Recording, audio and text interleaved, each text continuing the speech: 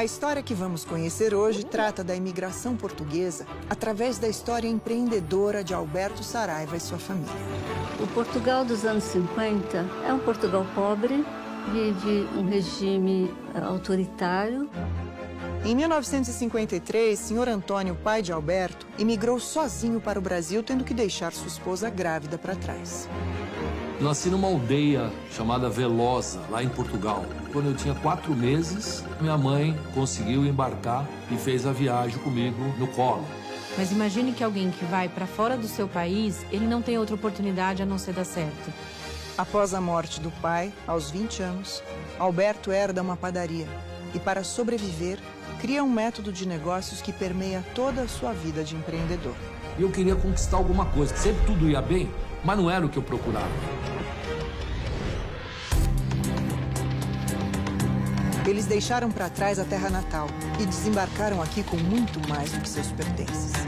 Trouxeram a força de seus ancestrais e a coragem para começar de novo. Em diferentes épocas, colocaram o trabalho a serviço do sonho. Fizeram mais do que simplesmente lutar para sobreviver. Eles ergueram grandes empresas que ajudaram a construir a riqueza do nosso país.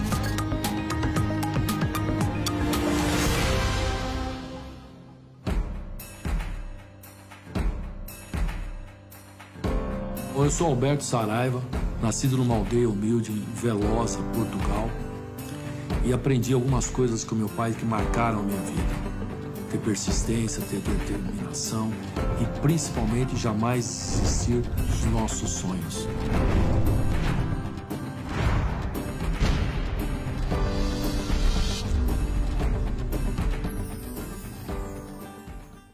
O Brasil foi colonizado em 1500 por Portugal. Somado à imigração pós-independência, os portugueses deixaram profundas heranças étnicas e culturais no nosso país. Portugal dos anos 50 é um Portugal pobre, vive um regime autoritário, que é o regime salazarista. Inspirado no fascismo italiano e no integralismo lusitano, Antônio Carlos Salazar instituiu o Estado Novo. É um regime centralizador, que vigia a sua população e que não há liberdade de expressão. Mais de 1,5 milhão de pessoas saíram de Portugal durante o regime ditatorial de Salazar, que durou 41 anos. O perfil dos imigrantes dos anos 50 não difere muito dos imigrantes anteriores, que vieram no final do século passado, na época da grande imigração, e vinham com pouca bagagem, sem escola, sem instrução. O Estado Novo foi derrubado por um golpe militar, conhecido como a Revolução dos Cravos.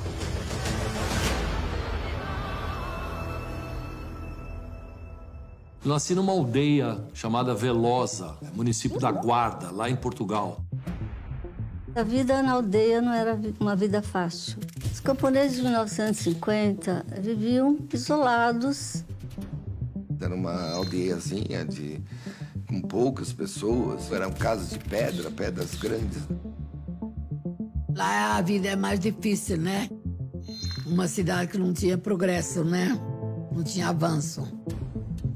Portugal, naquela época, vivia um estado não de avanço econômico, não de geração de empregos e tudo mais.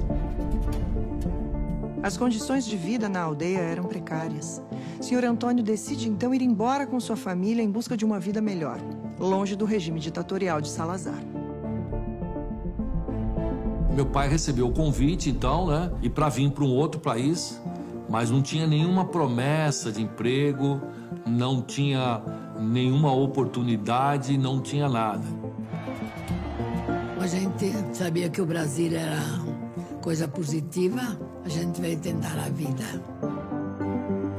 Tinha o papo do sonho, né, de acreditar que podia encontrar alguma coisa melhor, alguma coisa que ele pudesse crescer, evoluir. Foi isso que o moveu.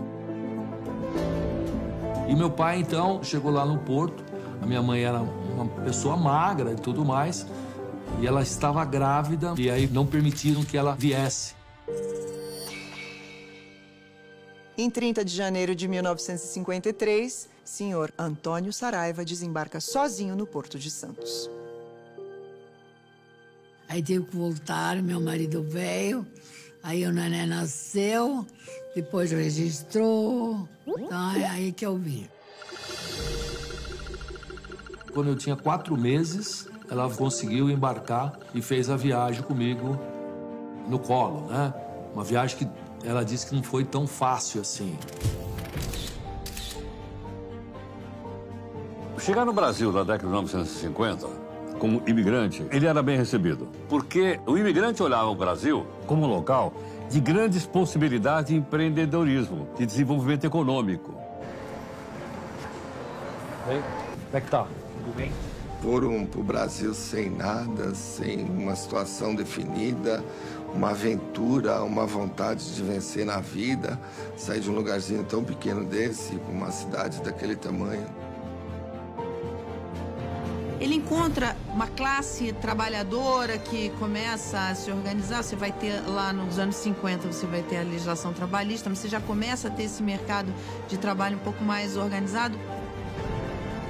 A gente, movido pelo desejo, por tudo, você não olha qual é a dificuldade, qual é o trabalho que você vai escolher, que aparecer, né? Você tem que encarar e tentar fazer o melhor. Mas imagine que alguém que vai para fora do seu país, ele não tem outra oportunidade a não ser dar certo. Ele não tem outra forma de continuar a não ser empreendendo, a não ter uma atitude para construir coisas e para fazer coisas pela própria sobrevivência. E a única coisa que surgiu para ele dessa época, então, tinha uns portugueses que eram conhecidos e que tinham uma padaria. Já com a família reunida no Brasil, senhor Antônio Saraiva contou com a ajuda de seus conterrâneos para conseguir o primeiro trabalho. Então ele arrumou uma charrete e todo dia ele acordava 3 horas da manhã, 4, ia na padaria, comprava os pãozinhos da padaria e ia entregar nos bares, nos restaurantes e tudo mais. Surgiu uma oportunidade de ele pegar uma representação dos doces Neusas para ir para Santo Antônio da Platina, para o Paraná. O português é um empreendedor nato, porque ele migra e, com a ajuda do patrício, consegue, então, autonomia e se estabelecendo por conta própria. E ali poucos fornecedores de doces iam. E meu pai era desbravador, então ele ia lá. Ele vinha em São Paulo, carregava um caminhãozinho de doce, aí ele ia para Santo Antônio da Platina e ia vender os doces nas vendas, nos botecos que tinha nas fazendas, nos sítios. E uma vez ele levou o Alberto e eu junto no caminhão para vender os doces em lugares distantes. E meu pai sempre falava assim que a gente tinha que ser vendedor, que tinha que ser diferente das pessoas para conseguir as coisas na vida. Meu pai sempre dava aquele ar de conquista para mim, de vender, né? E aí nasce o espírito de vencer, de vender, de confiança em você, que você pode vender o seu produto. Para mim, os estrangeiros trazem essa visão. Desde cedo, eles ensinam às crianças atitude empreendedora, educação financeira, porque isso vai motivá-los a querer empreender. Com a vida familiar estabelecida em Santo Antônio da Platina, Alberto decide ir atrás de um sonho antigo. Então eu vivia falando que eu queria ser médico, 10 anos eu queria ser médico, 12 anos eu queria ser médico, 15 anos eu queria ser médico. E aí, então, quando eu fiz 17 anos, eu vim para São Paulo prestar o vestibular na medicina. Alberto se muda para São Paulo e não demora para descobrir que a realidade seria bem diferente do que ele tinha imaginado. E eu vim de um colégio estadual e querendo fazer faculdade de medicina, né? 50 para 1, 70 para 1. Santa Casa era 100 para 1. Tive 2 derrotas consecutivas, né? De não poder entrar e meu sonho estava meio desabando, né? Para acompanhar os estudos de Alberto, o senhor Antônio junta suas economias e se muda com a família para São Paulo novamente. Nós tínhamos uma estrutura toda formada no interior do Paraná e mesmo assim ele entendeu que o Alberto precisava fazer medicina e nós mudamos, todo mundo veio para São Paulo. Eu falei para ele, pô pai, já fiz 2 anos, não consegui e tal, talvez fosse melhor eu fazer outra coisa. E aí ele me falou uma frase que acompanha a minha vida, que é: não desista. preciso caminhar, você vai conseguir.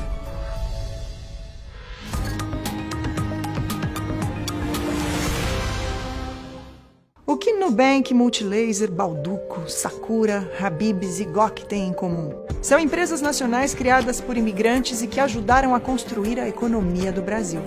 Eles deixaram para trás a terra natal e desembarcaram aqui com muito mais do que seus pertences. Trouxeram a força de seus ancestrais e a coragem para começar de novo.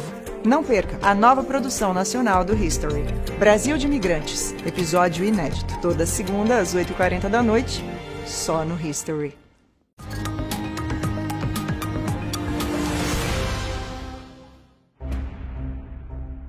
Portugal dos anos 50 é um Portugal pobre. Foram para o Brasil sem nada, sem uma situação definida. Surgiu uma oportunidade de ele pegar uma representação dos doces Neusas para ir para Santo Antônio da Platina, para o Paraná. E meu pai sempre falava assim que a gente tinha que ser vendedor. Os estrangeiros trazem essa visão. Desde cedo eles ensinam às crianças atitude empreendedora, educação financeira, porque isso vai motivá-los a querer empreender. E aí, então, quando eu fiz 17 anos, eu vim para São Paulo, tive 2 derrotas consecutivas, e aí ele me falou uma frase que acompanha a minha vida, que é: não desista, é preciso caminhar, você vai conseguir. A história de empreendedorismo começa a tomar forma para a família Saraiva. Senhor Antônio tem a oportunidade de abrir um negócio com suas economias. Alberto, com a família por perto, se sente mais confiante e a vida começa a ter um novo rumo. E aí eu prestei em 8 faculdades também e acabei passando em todas as faculdades, né? Foi uma grande vitória para mim e para nossa família. Nós nos conhecemos no cursinho preparatório para o exame vestibular de medicina. E éramos amigos no cursinho, sentávamos lado a lado. E coincidentemente entramos na mesma faculdade, na Santa Casa. Quando eu entrei na faculdade de medicina, então meu pai já estava aqui. E aí ele comprou uma padaria no Belém. E ele comprou uma padaria também dentro da possibilidade. Lá em Santo Antônio ele tinha conseguido construir alguma coisinha, mas não ter ficado grana. E aí teve uma coisa que mudou totalmente a minha vida, que foi uma tragédia, né? Com 19 dias depois de ele ter comprado, essa padaria teve um assalto e ele faleceu nessa noite. Eu estava com os amigos jogando bola na rua. Aquilo foi, sei lá, eu não acreditava. Eu achava que podia ter se machucado, mas eu não acreditava. Nem pude me despedir do meu pai, nem pude dar um abraço nele, né? Deixei ele todo feliz, às 6 horas da tarde, e meia-noite eu vejo ele morto, né? A minha mãe ficou transtornada, chegou a desmaiar, não acreditava em tudo aquilo, achava que tudo estava perdido. Após a morte do pai, Alberto assume o negócio da família. Em luto e com a padaria caindo aos pedaços, a situação fica muito mais difícil. E aí eu voltei àquele espírito de acreditar e de tocar a vida e de fazer com que as coisas acontecessem. Ele, ao mesmo tempo que ele ficou muito ressentido com a morte do pai, ele se investiu numa coragem muito grande. Ele se transformou. E aí, daquele momento, ele falou: agora eu tenho que resolver.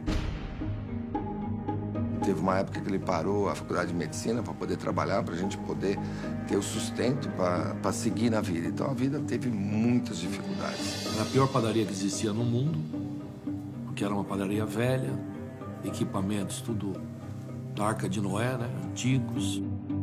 E só tinha aquilo para assumir, só tinha aquilo como um patrimônio, né? Eu sofri muito nessa padaria, porque não tinha cliente. Tinha 5 padarias em volta dessa minha padaria, no Belém, né? E o pessoal, para chegar na minha padaria, tinha que passar pelas outras e não tinha cliente. No final dos anos 70, o Brasil já começa a enfrentar os problemas de inflação, de crise política, de pressão pela democratização. Com uma padaria sem clientes e quase falindo, Alberto precisou arriscar. E assim nasceu o conceito de precificação, que o acompanha até hoje. Naquela época, o pãozinho era tabelado pela Sunab. o órgão do governo tabelava o pãozinho. O pãozinho era um preço para todo mundo. A SUNAB era para controlar preço. Os planos econômicos, e nós tivemos sucessivos planos econômicos, eles estavam ancorados no tabelamento de preço. E eu, num momento lá, né, de criação, ou sei lá do que, de desespero, ou sei lá, de motivação, eu resolvi colocar o pãozinho 30% o preço mais barato do que o preço da SUNAB. Então a margem está reduzida, mas ele vende para um monte de gente. Aí ele ganha dinheiro. E num país tão desigual como o nosso, com uma renda tão baixa como a nossa, é sucesso. E aí um padeiro de rua foi falando para o outro, e de repente eu tinha muitos padeiros de rua na minha porta, e a minha padaria, que era a pior padaria de todas, passou a melhor. E essa coisa de vender aos menores preços possíveis, eu aprendi nessa padaria. Ter uma atitude ousada de empreendedor, querendo fazer as coisas de forma diferente, querendo atrair as pessoas e não importava naquele momento o resultado.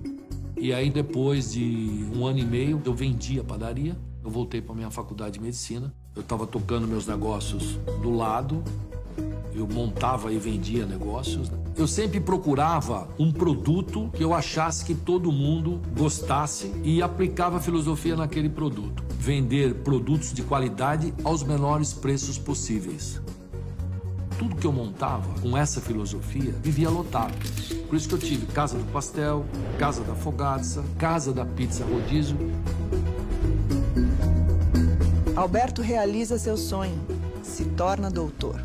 Mas resolve seguir com seus negócios e sua veia empreendedora aflora cada vez mais. E eu acho que isso foi uma grande vitória, né? Alberto tem uma visão muito antecipada de tudo. Seja de um negócio, seja de alguma coisa que pode acontecer. Os aprendizados que eu tive na padaria, isso mudou a minha vida, porque eu me tornei um comerciante totalmente diferenciado da maioria das pessoas do comércio. O Beto seria um bom profissional em qualquer coisa que ele fizesse, porque ele é um obstinado. Até que surgiu um outro fato que mudou a minha vida.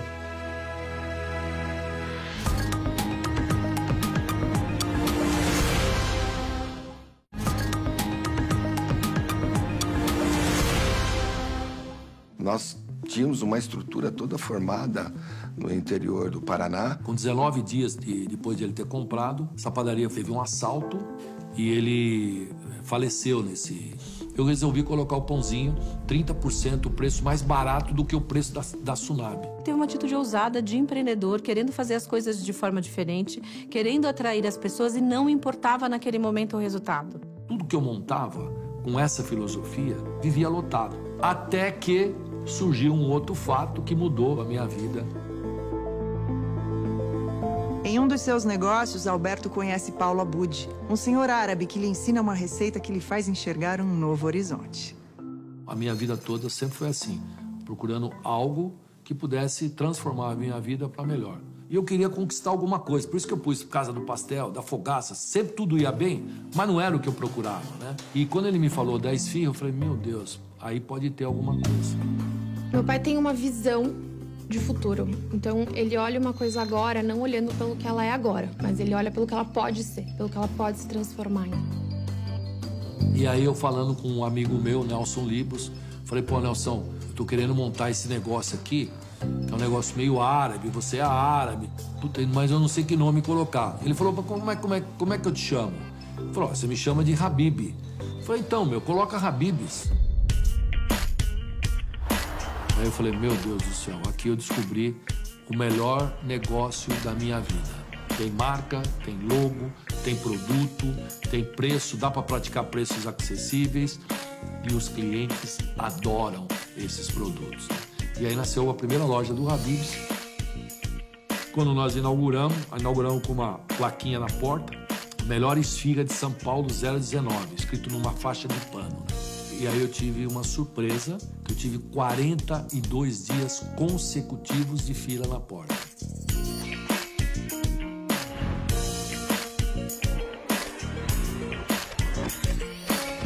esse período, Fernando Henrique e Lula, foi um período que ele certamente viu o negócio dele explodir, porque as condições estavam muito favoráveis e ele tinha o produto para aquela gente, para aquela economia, para essas pessoas, para nós.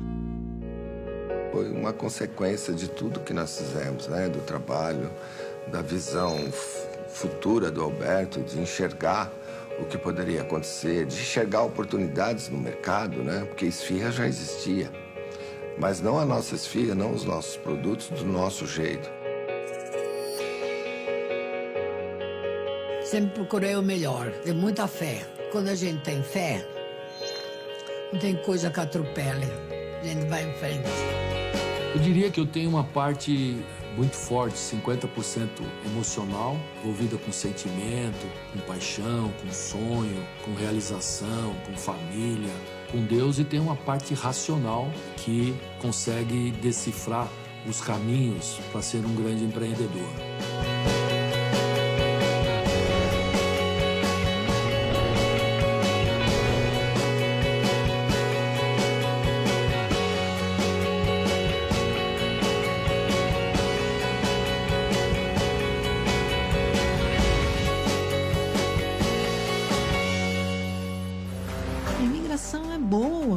Sabe, você conseguir acomodar, conseguir colocar essas pessoas dentro da economia, vai gerar um crescimento, uma melhora para a economia.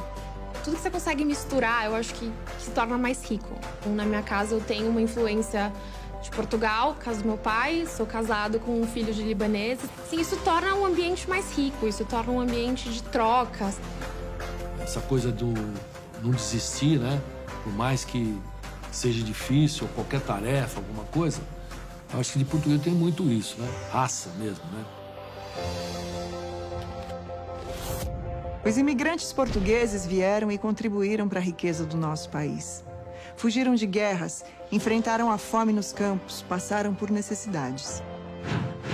Construíram pequenos negócios e de pequenos negócios construíram grandes impérios.